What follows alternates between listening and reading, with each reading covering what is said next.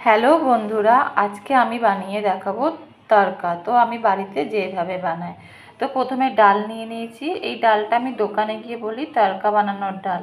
তো এটাকে বিউলির ডালও বলে। একটা বিউলির ডাল আছে সাদা, আর এটা হচ্ছে খোসাওয়ালা। তো দোকানে গিয়ে বলবেন, তো দোকানদার আপনাদের দিয়ে দেবেন। খোসাওয়ালা বলবেন, সেটাও দিয়ে দেবে। সাদাটা আপনারা নেবেন না, সবুজওয়ালাটা নেবেন, হারা যেটাকে বলে। তো ডাল লাগবে, এখানে আমি 250 গ্রাম ডাল নিয়েছি। সেটা রাত্রিবেলায় আমি ভিজিয়ে রেখেছিলাম, তো সকালবেলায় ভালো করে ধুয়ে আমি ছেঁকে নিয়েছি। আর লাগবে হচ্ছে সর্ষের তেল, আর লাগবে টমেটো, কাঁচা লঙ্কা। এখানে আমি টমেটো নিয়েছি হচ্ছে মিডিয়াম সাইজের দুটো, ভালো করে ধুয়ে কুচিয়ে নিয়েছি। কাঁচা লঙ্কা আপনারা যতটা ঝাল খাবেন সেই হিসাবে আপনারা কাটবেন।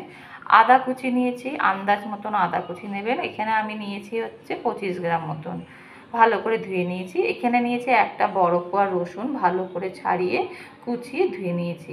আর লাগবে পেঁয়াজ, এখানে মিডিয়াম সাইজের 4টে বড় বড় পেঁয়াজ আমি কুচিয়ে নিয়েছি। আর লাগবে তড়কা মশলা, আর লাগবে জিরের গুঁড়ো, নুন, হলুদ গুঁড়ো, ধনে গুঁড়ো, আর লাগবে ধনে পাতা। তো সবার আগে আমি এই ডালটা একটা কুকারের মধ্যে ঢেলে জল দিয়ে আমি গ্যাসে বসিয়ে রাখাচ্ছি। এইদিকে আমি কুকারটা বসিয়ে দিয়েছি। আমি 2টো সিটি হতে দেব। আপনারা দেখে দেবেন কটা সিটি লাগে, আর ডালটা ভালোভাবে যেন সেদ্ধ হয়ে যায়। এর মধ্যে আমি 1/2 চামচ মতো নুনও অ্যাড করে দিয়েছি। ডালটা আমার একদিকে সিটি হোক, এইদিকে আমি এই কড়াইটা গরম করতে বসিয়ে দিয়েছি। গরম হয়ে গেলে এর মধ্যে আমি তেল দিয়ে দেব। কড়াইটা আমার গরম হয়ে গেছে, এর মধ্যে আমি তেল দিয়ে দিচ্ছি। তেলটা একটু বেশি লাগবে।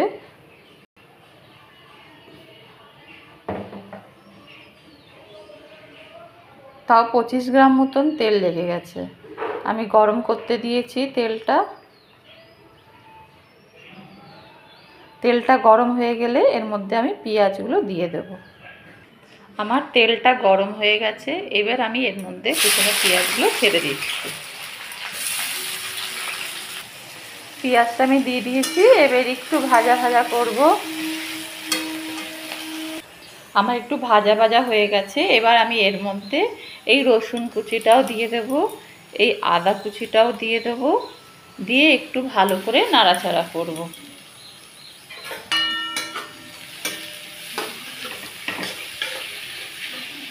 আমার পেঁয়াজটা, আদা, রসুন ভালো করে ভাজা ভাজা হয়েছে। এবার আমি এর মধ্যে কুচনো কাঁচা লঙ্কা, টমেটোটাও অ্যাড করে দিলাম। এবার এটাকেও আমি ভালো করে আবার নাড়াচাড়া করে নেব।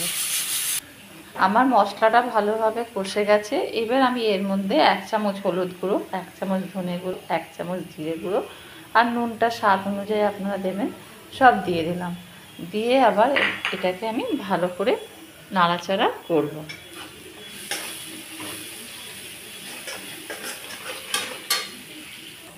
আমি এর মধ্যে 2টো ডিম অ্যাড করলাম। 2টো ডিম আমি ফাটিয়ে নিয়েছি, এই 2টো ডিম এর মধ্যে আমি ঢেলে দিলাম। এই ডিমটা আপনারা দিতেও পারেন, আবার নাও দিতে পারেন।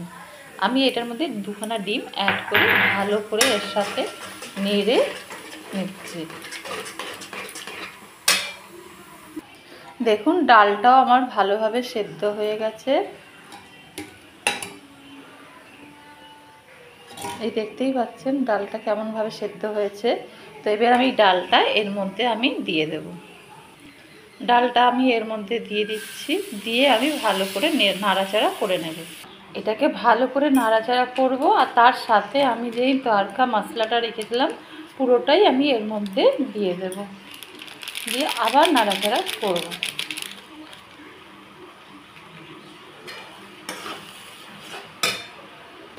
আমি ভালো করে নেড়ে চেড়ে নিয়েছি সব মশলাটা। তড়কার ডালটাও আমার নাড়াচাড়া হয়ে গেছে। তো এর মধ্যে আমি একটু জল অ্যাড করব। এই কাপে 1 কাপ মতন আমি জল দিচ্ছি, একটু ফুটতে দেব।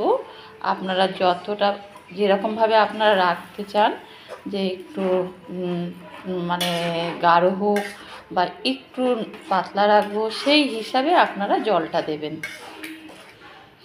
আমি এই হিসাবে রেখেছি, একটু ফুটতে দেব। ফুটলেই আমি নামিয়ে নেব। এর মধ্যে আমি যে ধনে পাতাটা রেখেছিলাম সেটাও আমি এর মধ্যে ওপর দিয়ে দিয়ে দিলাম। দেখুন তাহলে আমার একদম তৈরি হয়ে গেছে তড়কা। আপনারা এটা রুটির সাথে একদম পরিবেশন করতে পারবেন। তাহলে আজকে এই পর্যন্তই।